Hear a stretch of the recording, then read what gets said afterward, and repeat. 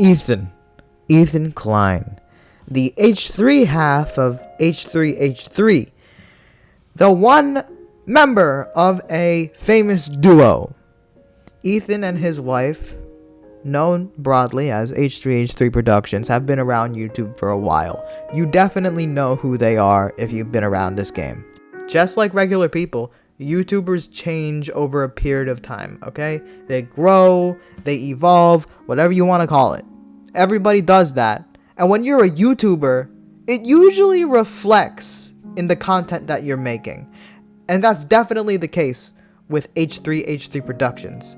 Ethan and Hila no longer do the reaction videos that initially got them famous. Instead, they've put full focus on their podcast when it comes to content. And with Hila, it seems that she's put in quite a bit of focus, perhaps the majority of her focus, on her clothing brand. And that's actually really neat. Now, when you make a change like that as a YouTuber, as a big YouTuber, you're bound to get a lot of hate, okay? It happens. And that is definitely the case with Ethan and Hila, okay? For the last 3 years, people have been making easy content using their name, just like what I'm doing right now. But usually they're on the attack. I'm actually gonna go put a slideshow here of all the different fucking videos. Some, not even all of them. There is so much more made by a ton of more obscure YouTubers. But these are just some of the ones I found when searching their name. H3H3, the fall of a YouTube god. The disheartening downfall of H3H3 Productions / H3 Podcast. Full documentary. This was actually made by the guy that made that Gypsy Crusader video I made a video on last week. Why I dislike Ethan Klein, the H3H3 Productions rant. The rise and fall of H3H3 Productions, from commentary to hypocrisy.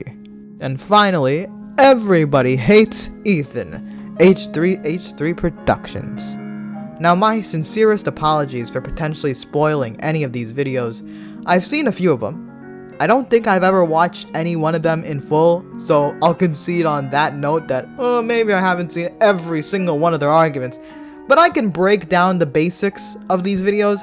Essentially what they do is they'll show clips of Ethan saying like some edgy shit, maybe some slurs, some gamer words, okay? And then they'll show a clip of him saying, "Hey guys, saying the N-word is bad."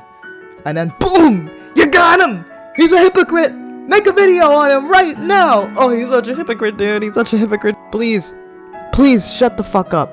Okay? You sound like every other video made about Ethan. Oh, he's a hypocrite, he's a hypocrite, he's a hypocrite. They're all the same. They're like carbon copies. They're like copied and paste. Control C, Control V. Take it to the fucking printer, dude.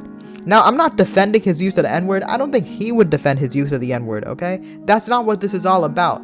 But I want to just be more good faith and charitable. Take a look at where we were all at that point in time. It was like 2016, 2017, that period of time for the internet. It was an edgier time, okay? Just watch an old items video and you'll get exactly what I mean. And to be frank, as someone that was young and growing up in that time, being in my early high school, all of that felt normal. The thing is, I don't even think adults were exempt from that. I think the edgy shit felt normal to all those YouTube creators. And it showed in what they said and in their content.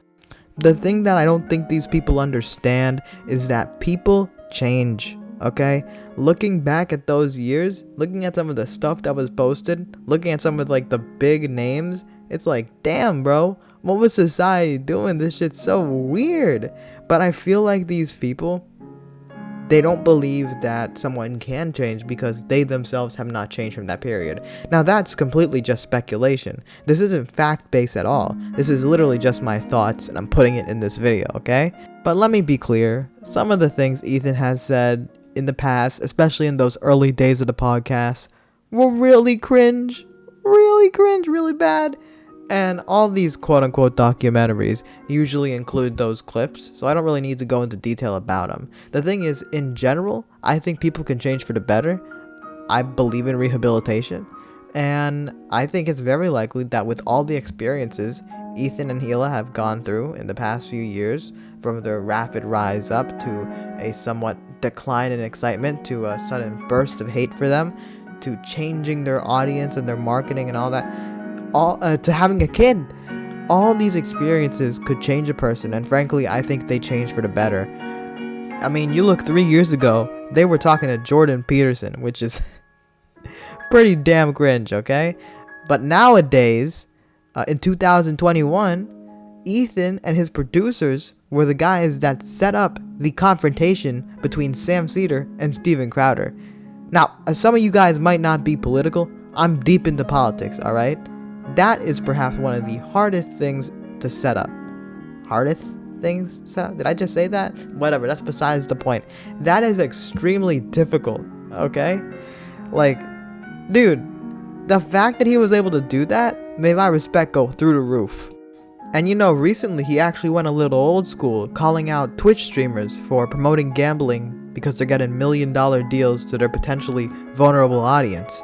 And with some help from Hassan Piker, he did a full debate against XQC and Trainwrecks on that subject. And you know, it was a bit of a shit show, an entertaining one, but pretty wild. He still managed to make some very decent points, and honestly I would say he put on full display and exposed bad behavior from some of these Twitch streamers, okay? It was actually really reminiscent of the old days to me when he was exposing content creators for things like the CSGO loot box scam, for example.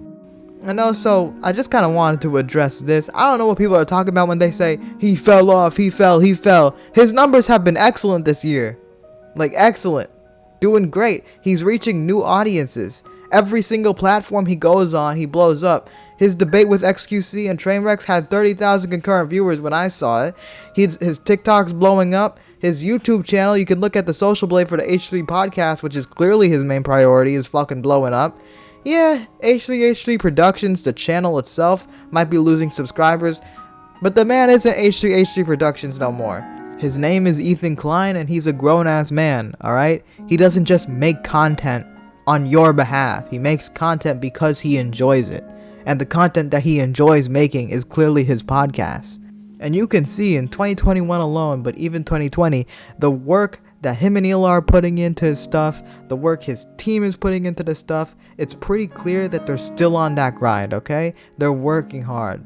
And they're being consistent. They haven't abandoned YouTube. They just grew. They evolved. They changed. And you know, like I said before, some people really don't like change. And I think really that's one of the fundamental reasons why people are mad at Ethan and Yall. Now, what's interesting to me is some of those angry people that'll make videos about it, that'll show Ethan saying these edgy stuff from the past. What I find fascinating is back then they didn't have a problem with those clips.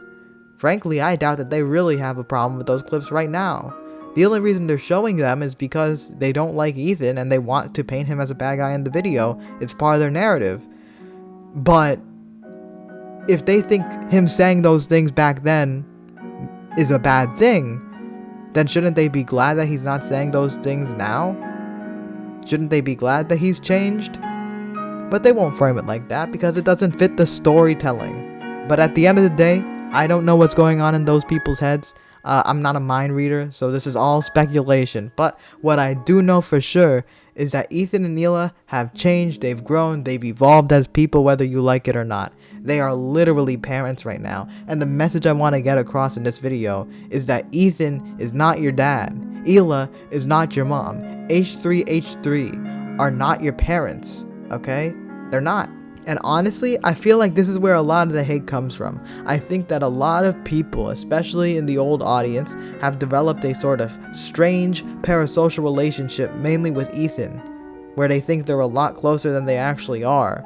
So when he does something they don't like, they feel personally slighted because of it. And that's probably a pretty reasonable explanation on why so many YouTubers have taken an opportunity to make a video shitting on Ethan, because they feel personally betrayed. But honestly, it's weird. You shouldn't feel that way towards creators.